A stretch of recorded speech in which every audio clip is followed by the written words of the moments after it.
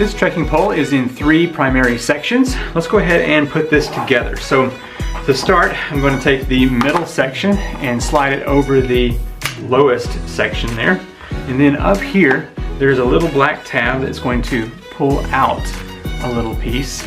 And you're just going to slide that over the middle section. And to get all this locked down, you put one hand here on that new sleeve and the other one up here on this little metal ring, and you pull it. And it's going to snap out a little spring-loaded button, and that will hold everything together.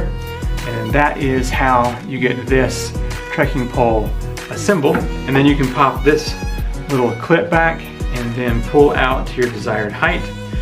This particular model is 105 centimeters up to 120, and doesn't have an inch value on there.